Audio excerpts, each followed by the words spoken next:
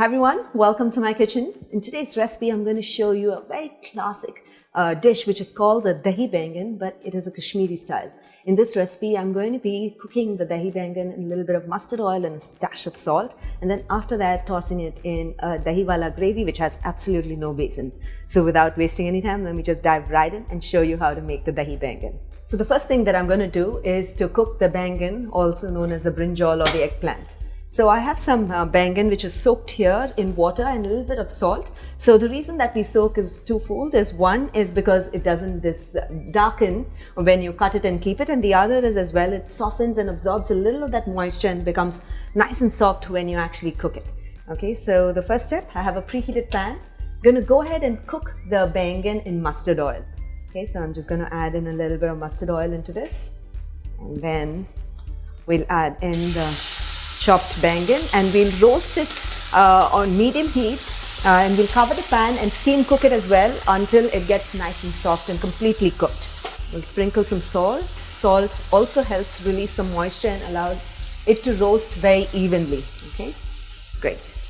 So I'm just going to give this a toss and allow the baingan to cook on medium heat until it's completely done. I'm going to cover the pan and allow it to cook. Ensure that you keep stirring it intermittently in between so that it gets cooked on both sides evenly. So the baingan has been cooking for about a couple of minutes, about 3 minutes I would say, and I kept stirring it intermittently and turned off the heat as well. So notice that it has softened and it has lightly browned and roasted and perfectly roasted, and it's cooked, and when you press it down a little bit it'll feel completely cooked and soft. So exactly how you want it to be. So I'm going to keep this aside and then prep the dahi for the baingan and then mix it all together.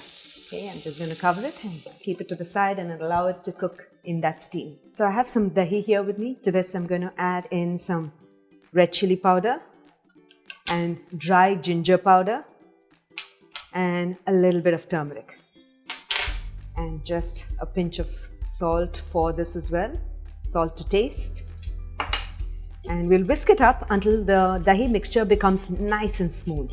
And after this, we're going to give it a somf ka tadka along with hing, and then give it a simmer and then add the baingan to it. So let's just whisk it up really well. Okay, so now that the dahi is well whisked, I'm going to show you how to give it a tadka and put it all together. So into my preheated pan, I'm going to add in some mustard oil.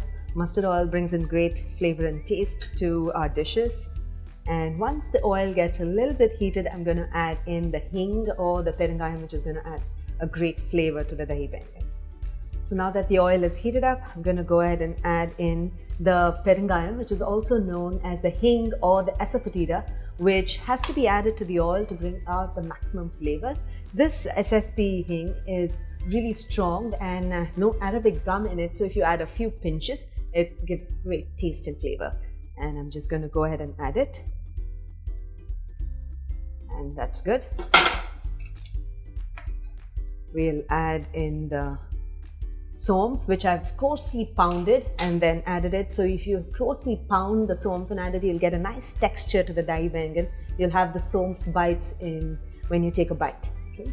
And then after that, we're going to add in a few pieces of cardamom and allow the somf and the cardamom to roast in the oil and the hing to roast in the oil for about a few seconds till you can smell the aromas coming through.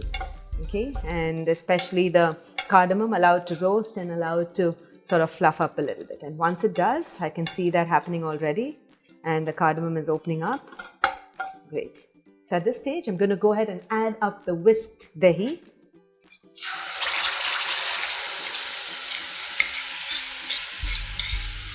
Now add in some water into this, just a little bit, and we'll clean up the dahi from this bowl and add it in.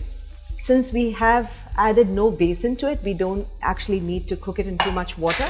So we just have to give it a nice brisk boil, and once it comes to a brisk boil, we can add the baingan to it and then simmer it for another couple of minutes. So keep whisking it as it is cooking so that it becomes nice and smooth and doesn't curdle up. Okay. So it's a good idea to use a whisk or one of these things, I call it the matta, and churn it, keep whisking it until you get a nice smooth dahi mixture. Okay, so and allow the dahi to boil briskly. Okay, so the dahi will curdle just a bit because we have not added basin, and that's fine. So now I'm going to go ahead and add in the roasted bangan as well into this, and then so that the mixture becomes nice and smooth.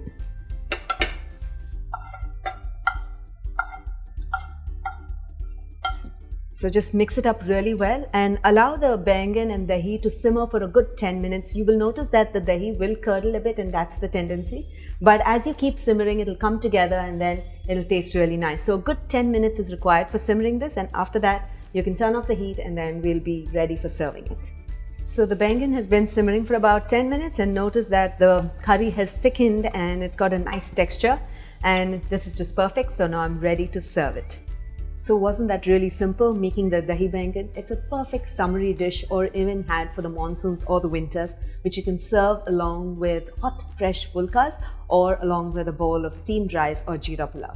Do give this recipe a try. It's quick and simple and absolutely delicious and tasty. And when you do, don't forget to take a snapshot of it and share it with us in the comments below, because I'd love to hear back from you. So until then, until next time, happy cooking and healthy eating.